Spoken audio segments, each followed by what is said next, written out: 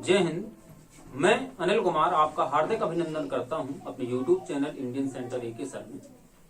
Next video में हमने भारतीय आर्य भाषाओं के इतिहास पढ़ा था कि आखिरकार कैसी वैदिक संस्कृत से होते हुए लौकिक संस्कृत पाली, प्राकृतिक, अपभ्रंश और अवहट से होते हुए हिंदी तक हम प्रवेश कर गए थे। आज हम हिंदी भाषा का इतिहास पढ़ेंगे।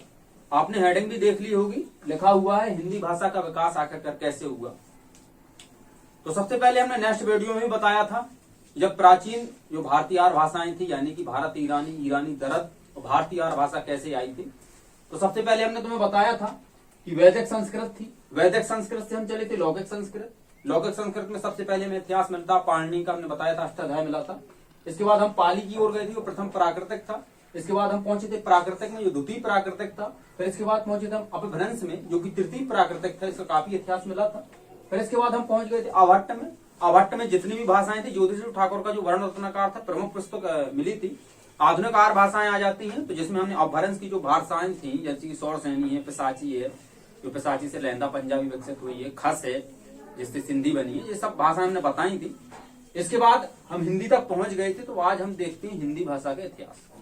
हिंदी भाषा का इतिहास को, उसका विकास देखने से पहले यह जानना आवश्यक हो जाता है कि जो हिंदी है वो किस भाषा का शब्द है। हिंदी जो था, जो आर्य लोग थे, उन्होंने सबसे पहले जम्मू कश्मीर से ही भारत में प्रवेश लिया था।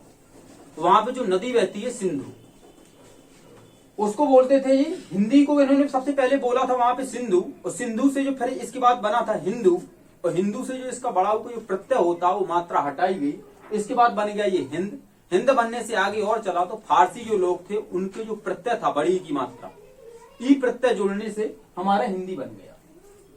हिंदी, हिंदू और हिंदुस्तान, ये तीनों की तीनों फारसी भाषा के शब्द हैं। ये हमें याद रखना है। कई बार हो रही परीक्षाओं में, जो प्रतियोगी परीक्षाएं होती है, पूछ लिया जाता है कि हिंदी किस भाषा का शब्द है।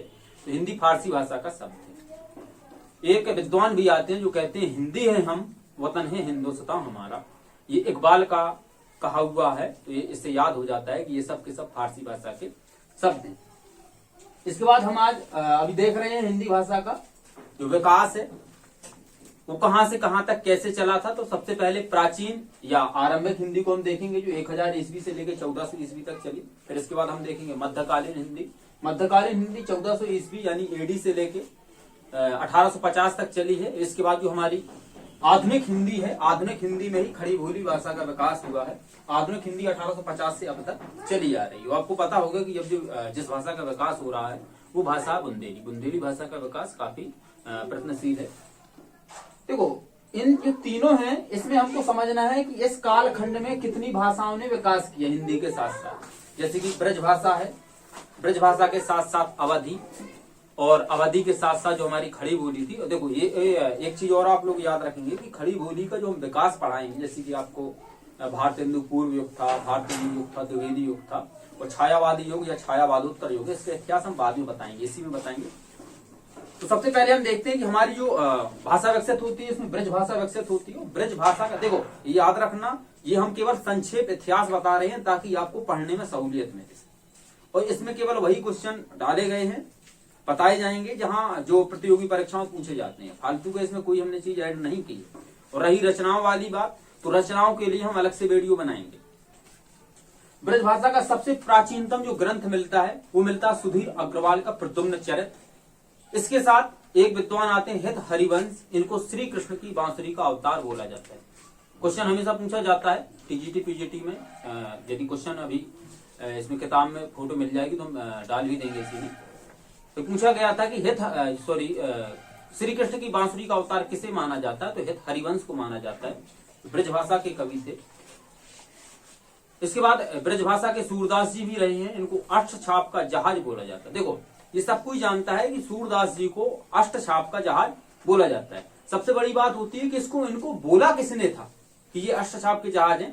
तो ये बोला था गोस्वामी विठल नाथ जी ने। देखो यहाँ पे लिखा हुआ बंगाली और ब्रजबुली, यानी कि जो ब्रज भाषा है इसको बंगाल में, ब्रज भाषा को बंगाल में ब्रजबुली के नाम से जाना जाता है। ये ब्रज भाषा का इतिहास था। इसके बाद आप देखेंगे जो अवधि का इतिहास रहा है, अवधि भाषा ने कैसे ग्रोथ किया था, कौन कौन से इसमें विद्वान आए थे। अवधि में जो इसके जो महत्वपूर्ण दो कवि हैं वो एक तो हैं तुलसीदास जी दूसरे हैं मलिक मोहम्मद जायसी। और तुलसीदास जी ने रामचरितमानस की रचना की। देखो याद रखेंगे आप, तुलसीदास जी ने रामचरितमानस की रचना की है, ना कि रामायण की। जो मलिक मोहम्मद जायसी इन्होंने रचना की थी पद्मावत की, जो हमने लिख दिया है। तो अवधी भाषा में जो हमें पहली कृति मिलती है वो मुल्ला दाऊद की मिलती है, जिसका नाम होता है लोरकहा या चंदायन। ये पूछा जाएगा लोरकहा या चंदायन किसकी कृति है, तो मुल्ला दाऊद की है और अवधि की पहली कृति है। इसके बाद इसमें आते हमने बताया था जो महत्वपूर्ण कवि है तुलसीदास जी, जिन्होंने रामचरितमानस की रचना की है। मलिक मोहम्मद जायसी रहे हैं जिन्होंने पद्मावत लिखी है, जो मूवी भी आप देख चुके होंगे पद्मावत की। इसके बाद आते हैं हमारे मंझन, जिनकी मधुमालती है। कुतुबन की है मृगावती। कासिम साहब विद्वान आते हैं, इनकी पुस्तक का नाम है हंस जवाहर। उन समान की पुस्तक का नाम है चित्रावली। और आते हैं हमारे कवि आते हैं नूर मोहम्मद, जिन्होंने एक पुस्तक लिखी है इंद्रावती। और इसके बाद आते हैं आलम, जिसकी पुस्तक का नाम है माधवानर कामकंतला। देखो ये पुस्तक इम्पोर्टेंट रचनाएं हैं जो हमें याद रखना है, क्योंकि ये रचनाएं ज्यादातर पूछ ली जाती हैं। हाई स्कूल या 12th के जो भी बच्चे इस वीडियो को देखें तो वो याद रखें कि अवधी भाषा में जितनी भी कृतियां यहाँ पे रचनाएं लिखी गई उनको याद रखें, क्योंकि मंझन की मधुमालती, कुतुबन की मृगावती, नूर मोहम्मद की इंद्रावती, कासिम साई की हंस जवाहर, उन समान की चित्रावली, ये ज्यादातर पुस्तकों के नाम पूछ लिए जाते हैं जो आपके ऑब्जेक्टिव टाइप क्वेश्चन आते हैं उसमें रख दिए जाते हैं। अभी हम और देखो यहाँ पे ये याद रखो, बंगाल में देखो जो हमारी ब्रज भाषा थी उसको बंगाल में ब्रजबुली के नाम से जाना जाता था। जो हमारी अवधी भाषा है इसको बंगाल में गोवारी या गोवाटी के नाम से जाना जाता है। इसके बाद इसका आप स्क्रीनशॉट लें और हम आप खड़ी बोली का इतिहास बताएंगे, क्योंकि भाई ब्रज भाषा हमने पढ़ ली, हमने अवधि पढ़ ली, अब हम पढ़ेंगे खड़ी बोली को। तो आप इसका जब तक स्क्रीनशॉट लें। अब हम खड़ी बोली के इतिहास को समझते हैं। देखो खड़ी बोली का जो इतिहास हमने कालखंड के अनुसार उसको विभाजित कर दिया है। जैसे कि भारतेंदु पूर्व युग जो 1850 से पहले का युग था, इसको समझते हैं। इसमें 4 महत्वपूर्ण लेखक आए हैं, लल्लूलाल, सदाशुकलाल, सदल मिश्र और मुंशी इंसा इल्ला खान। जो लल्लूलाल थे उनकी पुस्तक का नाम है प्रेम सागर। ये हमें याद रखना है क्योंकि ये पुस्तकें पूछ ली जाती हैं हमेशा। जो नाम पूछे जाते हैं वो पुस्तकों के नाम ही पूछे जाते हैं कि प्रेम सागर किसकी पुस्तक है। तो प्रेम सागर जो रचना है वो लल्लूलाल की है। सुख सागर सदाशुकलाल की, जो भारतेंदु पूर्व युग में लिखी गई थी। सदल मिश्र नासिकेतोपाख्यान, सदल मिश्र की जो रचना है वो कौन सी है, नासिकेतोपाख्यान है। मुंशी इंसा इल्ला खां की जो कहानी है वो रानी केतकी की कहानी, इन्होंने इसकी रचना की थी। इसके बाद इसमें कुछ पत्रों का भी प्रकाशन हुआ भारतेंदु पूर्व युग।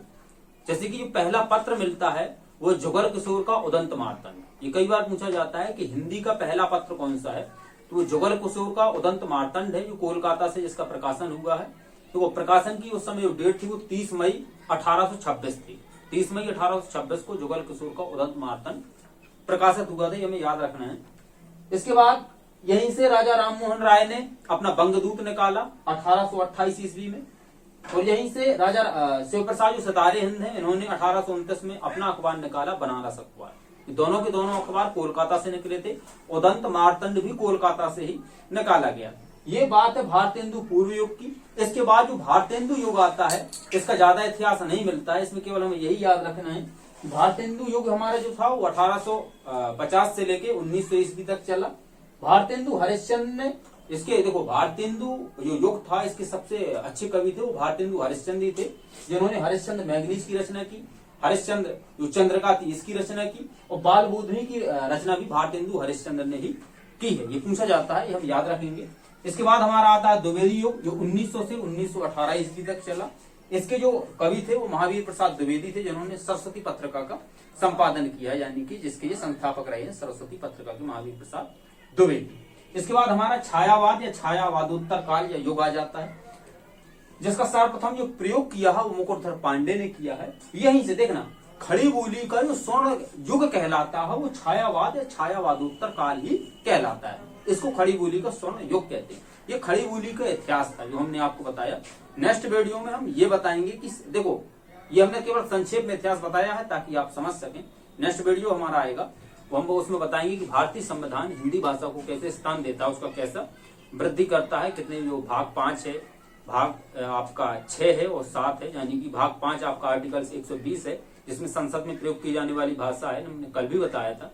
और भाग 6 में आपका 210 आ जाता है जिसमें विधानमंडल में भाषा प्रयोग करते हैं। भाग 17 के 4 अध्याय हो जाते हैं, 343 से लेके 300 51 तक जाता है। तो इसकी चर्चा हम नेक्स्ट वीडियो में करेंगे। आज के लिए बस इतना ही। चलते हैं, पढ़ते रहिए आप हमारे साथ। जय हिंद।